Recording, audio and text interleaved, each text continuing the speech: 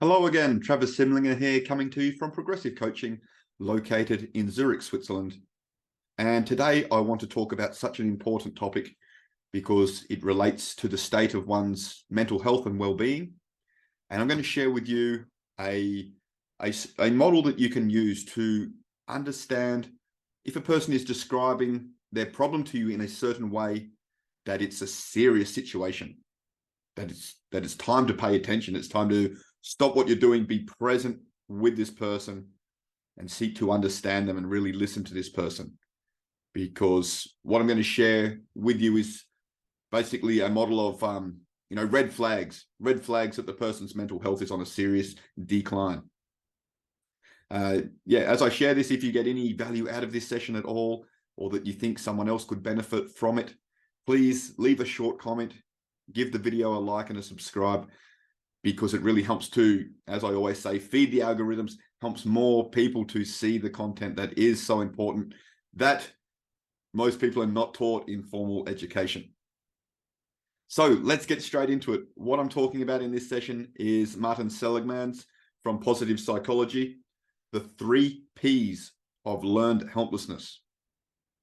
And the 3 Ps are permanent, pervasive, and personal. If a person describes their perceived problem to you in a way that implies that the problem is permanent, that the problem is personal, or that the problem is pervasive, it's time to pay attention. It's a serious situation. So I'll explain with some examples. So a permanent problem is when someone says something like, I feel like I'm never going to get over this. I'm never going to feel any better. Okay, this absolutistic words, never. I'm never going to feel any better. I've tried everything. Nothing works. Okay, these type of words are showing that a situation is being described with permanency. Okay, an example of pervasive. So pervasive means that a problem is not isolated to one as an external event, but when a person describes a problem in a way that the problem affects their entire life. So an example might be a person's relationship breaks down. Okay, they're incompatible, and instead of a person coming to the realization that, okay, this is not what I wanted to happen, but it turns out, we were incompatible. The relationship broke down, but, life does go on. There are still good things in my life, and I am going to feel better, although it doesn't feel like it at the moment. I am going to feel better, and life does go on. The person doesn't think like this at all. They think things like, because of this, my whole life is ruined. My whole life is over. My life has completely and utterly fallen apart. And they start to use metaphors as well, because metaphors carry a heck of a lot of meaning. Metaphors, you can think like a flag. A flag is a metaphor for an entire country. You think how much emotion comes with that metaphor. But when people start describing situations in metaphors or not, but in ways that describe a situation as pervasive, affecting the whole life, and permanent as well, when you get a stacking of these, absolutely serious situation. And then the final P is for personal. And what this means is that instead of the problem being an external event that happened that you didn't want to happen, it becomes an internal problem, a character flaw, okay, a defect in yourself. So with the relationship one, the person might say, because, my whole life is over, my relationship broke down, I'm never going to feel any better. And I failed in this relationship. I'm a failure. So you can see there that problem was permanent, is pervasive, and is personal. I am a failure. I lost my job. I can't seem to get anything right. I'm just not smart enough. I'm not good enough. I'm a useless individual. And people start describing themselves with the character flaw.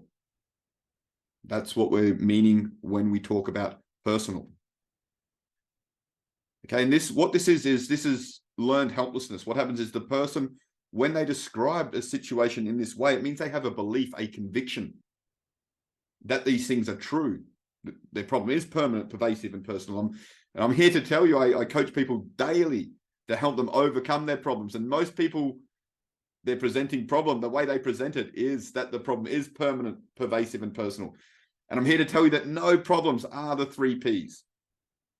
Okay, no problem, because the problem, what makes a problem is the meaning that we are giving to the event, which is stopping us from taking certain actions to change how we are feeling and what we are doing. So I encourage you, if you're describing problems like this to yourself in this way, I should say, then watch the playlist on meaning. Hopefully you'll get some insights there. You can also always reach out to us here at Progressive Coaching. We have coaches and psychologists on hand to, we provide coaching all around the world via Zoom and can absolutely support you to overcome your challenge. Learned helplessness, as I said, is when a person just gives up because of what they currently believe. And they've done studies with this with dogs, where they set up an experiment where a dog could jump over this barrier, and it's getting an electric shock. It's a horrible experiment, I do appreciate, but just to explain what happens is the dog gets this electric shock, but it could jump over a barrier and it would be safe from the electric shock. But previously it's been conditioned that jumping over the barrier didn't help. There was an electric shock also on that side, but now the situation changes, but the dog just gives up.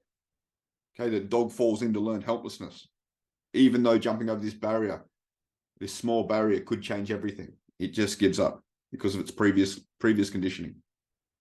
It's a very short explanation. It goes deeper than that, but so don't hammer me in the comments about my explanation of this if you are familiar with Seligman's work.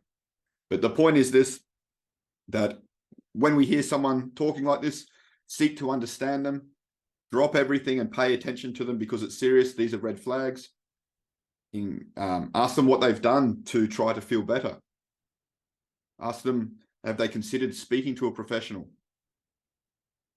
Okay, so start to try to encourage them to get to speak to someone about this if they are describing a problem in this way. And as I said, if you are describing a problem to yourself in this way, please believe, or please understand, that no problem is permanent, pervasive, and personal. I have a unique lens because of my training and the people I help to realize this every day.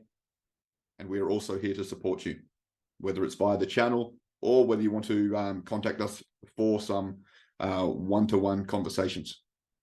Thanks, everybody. I hope this content was useful as always. And as always, enjoy the rest of your day. Cheers.